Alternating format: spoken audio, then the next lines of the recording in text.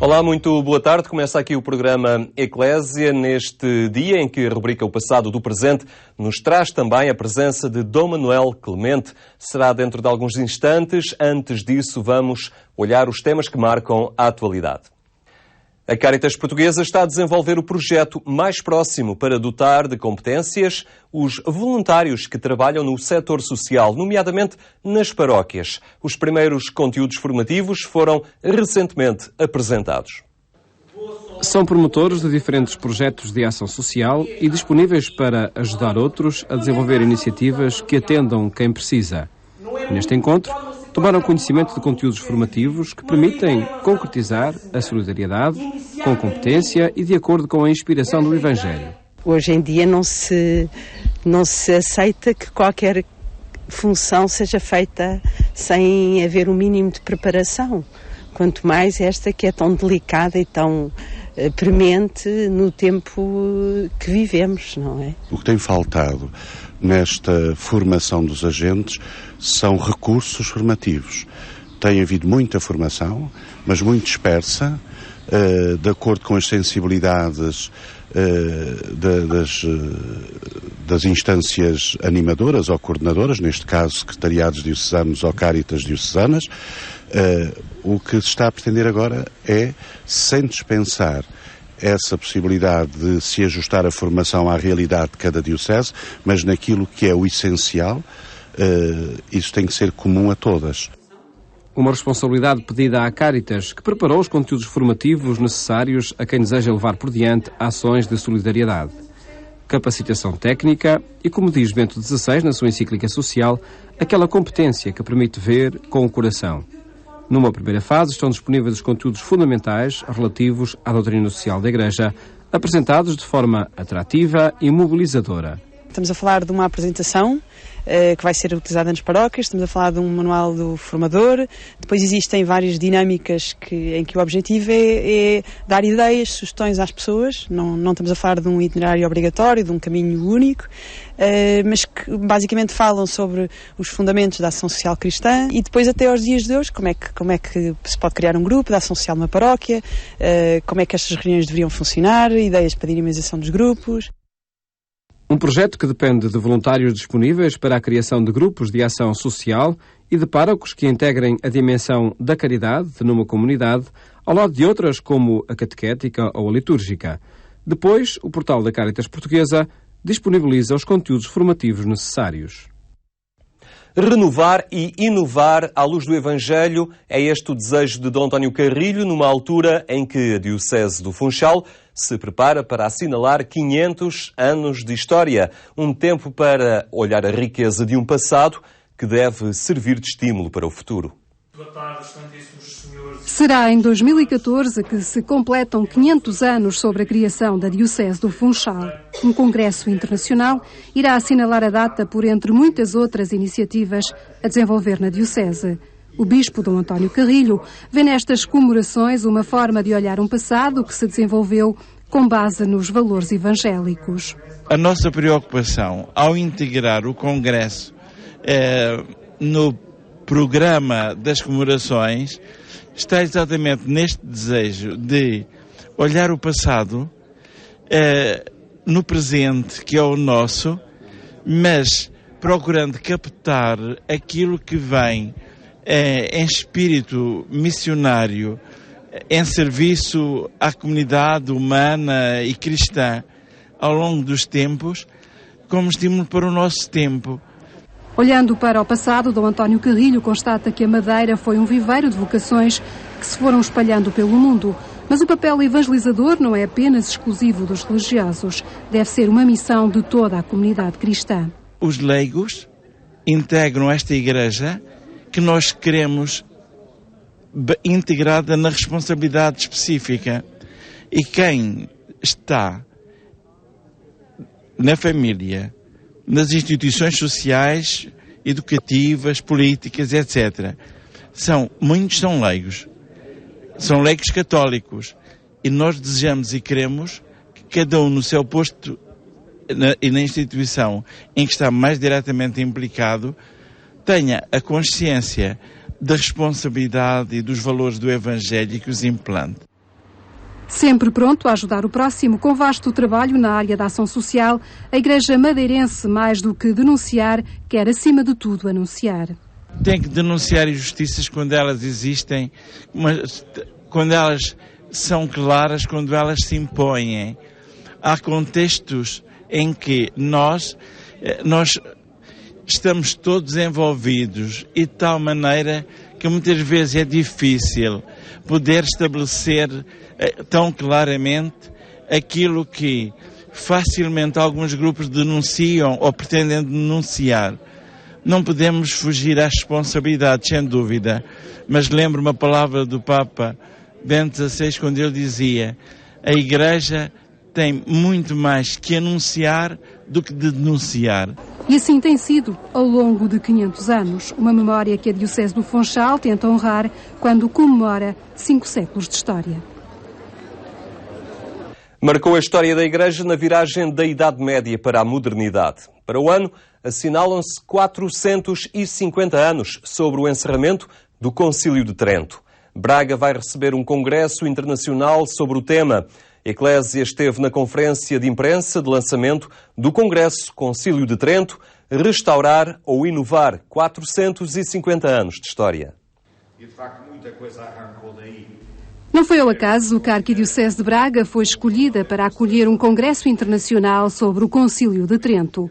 Foi daqui que partiu Dom Bartolomeu dos Mártires, com uma participação notável neste concílio do século XVI. Era dominicano, um grande teólogo, e que se tornou arcebispo de Braga, e aqui aplicou de uma forma exemplar os decretos do concílio, para já enquanto bispo que passou a residir na sua diocese, preocupado com a reforma pastoral da sua diocese e do seu clero, e operando uma reforma a vários níveis, à luz das orientações conciliares. E, portanto, Braga, podemos dizer que foi uma espécie de laboratório no contexto do espaço português e até ibérico da aplicação do concílio. De regresso a Braga, foi pioneiro na implementação das diretrizes do concílio e assim nascia o Seminário Conciliar, que também completa 450 anos de existência. O título exato do seminário ainda hoje é Seminário Conciliar, exatamente porque surge na sequência do concílio, de São Pedro, foi o primeiro oráculo que teve, e São Paulo, tem a ver com o oráculo que tinha o colégio para o qual o seminário acabou por ser transferido. Portanto, esta obra do seminário, obviamente, tem sido responsável, este seminário, pela formação do clero da nossa arquidiocese durante mais de 4 séculos. E devo dizer que por esta casa passaram das mais ilustres pessoas, quer em termos de docência e de formação dos que na casa tiveram lugar, quer daqueles que, uma vez formados, depois se espalharam por este mundo fora. Não apenas na Diocese de Braga, no nosso país, em terras do ultramar, muita gente saiu formada desta casa, fundada pelo Dom Frei Bartolomeu dos Mártires. O Museu Pio XII, Paredes Meias com Seminário Conciliar, este de construção mais recente, acolheu a conferência de lançamento do Congresso Concílio de Trento, Restaurar ou Inovar, 450 anos de história. O facto deste Congresso Internacional sobre os 450 anos ser realizado aqui na cidade de Braga tem, naturalmente, eu direi uma dupla finalidade. Por um lado, descentralizar e fazer coisas grandes nesta cidade que também é grande, não apenas na história, mas também no presente. E ao descentralizar, mostrar também, eu direi, as potencialidades que a província tem em confronto com as grandes metrópoles, não é? Organizado pela Arquidiocese de Braga e pelo Centro de Línguas e Culturas da Universidade de Lisboa, pretende ser interdisciplinar e reunirá especialistas de várias áreas da investigação científica. Do Concílio de Trento muito se fala, atribui-se-lhe muitas responsabilidades para o bem e para o mal, em muitos contextos que não só o contexto da Igreja e das disciplinas ditas eclesiásticas, mas fala-se muito no campo da literatura, da cultura em geral, até da ciência, mas nunca se o estudou de uma forma aprofundada, não só no plano teológico ou doutrinal, mas também no plano do seu impacto, recepção e influência efetiva nos vários campos da cultura. E é isso que se pretende, pondo teologia, história, cultura e ciência e arte em diálogo do ponto de vista daquilo que hoje são as novas metodologias de estudo estudo interdisciplinar para compreender um congresso que foi multi-influente a vários níveis. Não sou daqueles que advogam a tese que a história é cíclica. O que é certo é que conhecer a história dá para compreender o presente e dá para aprender com a mesma história a delinear trajetórias comuns rumo ao futuro. Por aquilo que diz respeito, digamos, ao Concílio de Trento, ele acontece num período que poderei sintetizar dizendo de crise que era religiosa e, consequentemente, naquela época, depois também civil, por toda esta ligação entre a parte eclesiástica e a parte civil. Hoje, olhar um pouco para a reforma que o Concílio de Trento promoveu pode também ser um apelo para que todos unam os seus esforços e consigam delinear trajetórias de um futuro novo e melhor. O Congresso Internacional sobre o Concílio de Trento decorrerá durante os dias 6, 7 e 8 de novembro de 2013 na Colunata do Bom Jesus de Braga. E nesta tarde, Dom Manuel Clemente volta a estar connosco. É a rubrica O Passado do Presente. O jornalista Paulo Rocha conduz esta reflexão em torno dos fundadores do projeto europeu.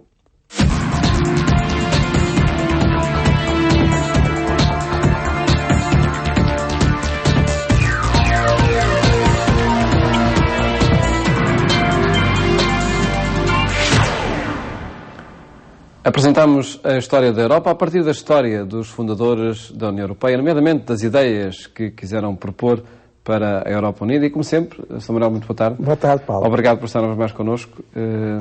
São, sobretudo, ideias aquelas que fazem o projeto europeu. Exatamente. São suportadas por biografias, mas quando são válidas e consistentes, depois prolongam-se muito para além das biografias que as protagonizaram. E até dos gabinetes das burocracias que hoje parece que querem... Pela densidade humana e neste sentido idealista daqueles que as levam por diante a essas ideias. E eu creio que ao longo destes 8 programas, com que estamos a concluir esta série sobre a União Europeia e os seus fundadores, nós, em contacto com aquele contacto que tivemos, mesmo no pouco tempo de que dispunhamos com Schuman, com Adenauer e agora e ainda hoje com De Gasperi, nós percebemos que a construção europeia é sobretudo um grande projeto de fraternidade e de solidariedade internacional que potencie tudo aquilo que os povos europeus transportam de cultura para um humanismo que seja realmente, não é? Que promova todos os homens e o homem todo para repescar esta frase tão bonita do Papa Paulo VI na Populorum Progressio. E em torno do ideário de Alcide De Gasperi, o grande governante italiano e europeu, eu queria concluir estes programas com algumas citações que eu peço ao Paulo para fazer de trechos de Gasperi, para depois pontualizar num ou outro ponto que hoje tem particular incidência. É absurdo imaginar que a Igreja dirija um partido ou assuma responsabilidades por uma política interna ou internacional. Esta responsabilidade da democracia pertence ao Parlamento, com os partidos e com o seu governo. Mas as decisões responsáveis são tomadas pela consciência pessoal de quem delibera e governa. Esta consciência é iluminada por uma filosofia, impulsionada por um sentimento, inspirada por uma tradição. Há quem pretenda referir-se a Hegel ou Marx, quem crie uma mística fascista ou comunista. E nós não poderíamos referir-nos à doutrina social da Igreja, àquela filosofia aristotélico-otomista que foi chamada a filosofia perene? E, sobretudo, não poderíamos procurar no fermento evangélico o impulso para uma política de fraternidade e de justiça e o próprio sentido do nosso universalismo? Ora está. Essa questão, que é uma questão que já está respondida no seu próprio enunciado, eu julgo que é de uma extrema atualidade. Porque nós estamos com um dos pais fundadores da Europa, ele próprio tinha um partido, e o partido chamava-se da Democracia Cristã, e a pergunta que ele põe é esta. Mas até onde é que as convicções religiosas, resumamos assim, até onde é que as convicções religiosas, organizadas, institucionalizadas, no caso seria a Igreja, ou não, ou protagonizadas de uma maneira mais informal, podem ou não ter relevância no campo social e político. Porque ele, de certa maneira, aí já está a responder a um problema que se foi acrescentando e que nos últimos tempos até tem alguma presença na comunicação, que é o problema do laicismo. Que há alguns entenderem que na vida social e política não devem ter nem presença nem projeção as convicções das pessoas, religiosas que sejam. Mas podem não ser imediatamente religiosas, podem ser filosóficas. Ali o De Gasperi refere-se à tradição aristotélico-otomista. Aristotélico-otomistas são, enfim, pensamentos básicos acerca da vida humana, acerca da vida social, que têm a sua base num pensador grego, Aristóteles, e que depois, tomista de São Tomás, de alguma maneira codificou na sua reflexão do século XIII. Mas é basicamente uma reflexão filosófica, cujo primeiro elo nem sequer é cristão, é um grego anterior ao cristianismo. Portanto, ou seja, será que na vida social e política não podem ter nem presença, nem premência, as convicções filosóficas, as convicções mesmo religiosas, ou seja, que têm a ver com o que é que se sente sobre o significado da vida, o que é que se espera como realização plena dela? Por que não? Pois as pessoas têm que, como políticos, ele reconduz a questão a esses termos, como políticos, portanto, como cidadãos que têm protagonismo político, que têm cidadania ativa, e isso todos nós temos nas democracias, somos chamados a escolher os governantes, somos chamados a tomar decisões com impacto coletivo, pois aí a consciência tem que agir, e tem que agir com aquilo que a informa. Se a pessoa tem convicções, essas convicções não podem ficar ausentes das decisões. Quer dizer, não se pode reduzir a vida democrática, nem a vida política, ao pragmatismo que é inconsequente, porque é simplesmente, enfim, o que agora apetece, o que agora calha, ou às combinações mais ou menos fortuitas, porque é preciso que sejam tantos para votar tal coisa. Não. O político, o cidadão, veicula convicções, tem que veicular convicções, porque ele tem que se decidir sobre coisas que não são coisas acessórias, são coisas fundamentais, e por isso tem que ter fundamentação. No caso dele ser religioso, e no caso de De Gasperi, essa religiosidade passava essencialmente pela ligação a Jesus Cristo, àquilo que o fundador do cristianismo disse e pensou acerca da vida própria, da vida alheia, da vida de todos. Então isso tem que depois estar presente quando se tomam decisões. Quando se decide desta maneira, ou se decide daquela maneira. Em função de quê? Em função de princípios. E eu creio que esta herança viva dos pais fundadores da Europa, que sabem associar tão bem a vida democrática, não esquecer que todos eles são resistentes ao totalitarismo. Não são, digamos assim... Tinham essa experiência feita, não é? Não são pessoas aliadas daquilo que foi o drama dos seus povos. Schuman resistiu ao nazismo. Adenauer resistiu ao nazismo. Escapou por pouco da execução. De Gasperi resistiu ao fascismo. Pagaram por isso, em termos corretos. Portanto, são grandes pioneiros e obreiros da democracia verdadeira. Isto é, de sociedades em que as pessoas possam decidir livremente o seu destino conjunto e pessoal. Mas, ao mesmo tempo, eram pessoas de convicções. No caso destes três, estas convicções passavam por uma referência essencial àquilo que o fundador do cristianismo disse e fez. Nesse sentido, são cristãos autênticos e autenticam o seu cristianismo, melhor dizendo assim. Agora, na vida política, eles estão com outras pessoas que têm outras convicções, como o De Gasperi disse, então em Itália, alguns referem-se a Marx, outros referem-se a Hegel, outros referem-se a quem se referem. Os cristãos referem-se a um património que, no que diz respeito à filosofia política, até remonta a um Aristóteles anterior ao cristianismo, mas que depois é desenvolvido na escolástica cristã, e com certeza que esse sistema de convicções, que os definem como cristãos, também tem repercussões nas decisões que tomam, como outros na vida democrática, mas exatamente argumentando, convencendo com a sua própria convicção até onde possam convencer. E, portanto, há uma plena cidadania e uma plena legitimidade do princípio cristão, a par com outros. Eu creio que esta reflexão de De Gasperi é de hoje de uma extrema atualidade e nos dá a entender, enfim, quase conclusivamente, que esta aventura ou esta epopeia da Europa Unida começou com gente que a fundou porque estavam antes de mais eles três fundamentados, e que hoje não poderá ser de outra maneira. Portanto, tem que ser um sistema de convicções e não apenas uma conjugação de apetites.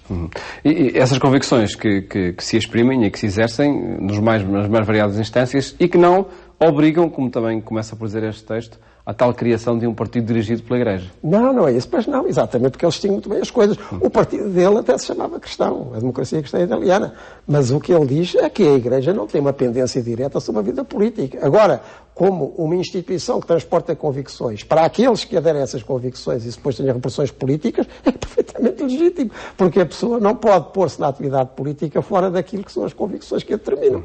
Isso é que seria anormal. E fazer desta anormalidade uma injunção, como o laicismo hoje quer, isso é que é perfeitamente ilegítimo. Fica esse desafio para quem é cristão. De uma Europa de convicções. Uma Europa de convicções. Uma boa síntese desta série de programas que o Samuel nos apresentou. Voltamos a encontrar-nos aos 8 dias para outra temática, em princípio, e nesta rubrica O Passado do Presente, onde olhamos factos e acontecimentos da história que interessam ao presente que vivemos.